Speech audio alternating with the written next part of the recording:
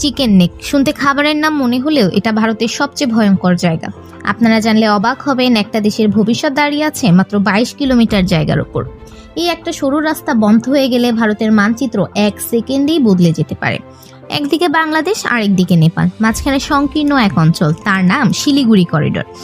জায়গাটির খুব কাছে রয়েছে ভুটান ও চীনের সীমান্ত। মাত্র 22 কিলোমিটার চড়া এই করিডোর ভারতের উত্তর পূর্বাঞ্চলে 7টি রাজ্যের সাথে যোগাযোগের একমাত্র পথ। ছোট এই এলাকাটি শত্রুর হাতে গেলে 7টি রাজ্যের সাথে যোগাযোগ বিচ্ছিন্ন হয়ে যাবে নয়াদিল্লির।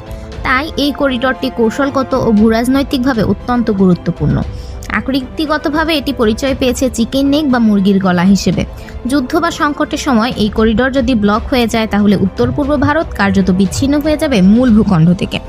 এ কারণেই ভারত এখানে সবচেয়ে বেশি সেনা ও নজরদারি রেখেছে। চিকেন নেক শুনতে খাবারের নাম মনে হলেও এটা ভারতের সবচেয়ে ভয়ঙ্কর জায়গা। আপনারা জানলে অবাক হবেন, একটা দেশের ভবিষ্যৎ দাঁড়িয়ে আছে মাত্র 22 কিলোমিটার জায়গার উপর। এই একটা সরু রাস্তা বন্ধ হয়ে গেলে ভারতের মানচিত্র 1 সেকেন্ডেই বদলে যেতে পারে। একদিকে বাংলাদেশ, আরেকদিকে নেপাল, মাঝখানে সংকীর্ণ এক অঞ্চল, তার নাম শিলিগুড়ি করিডোর। জায়গাটির খুব কাছে রয়েছে ভুটান ও চীনের সীমান্ত। মাত্র 22 কিলোমিটার চড়া এই করিডোর ভারতের উত্তর পূর্বাঞ্চলে 7টি রাজ্যের সাথে যোগাযোগের একমাত্র পথ। ছোট এই এলাকাটি শত্রুর হাতে গেলে 7টি রাজ্যের সাথে যোগাযোগ বিচ্ছিন্ন হয়ে যাবে নয়াদিল্লির। তাই এই করিডোরটি কৌশলগত ও ভূরাজনৈতিকভাবে অত্যন্ত গুরুত্বপূর্ণ।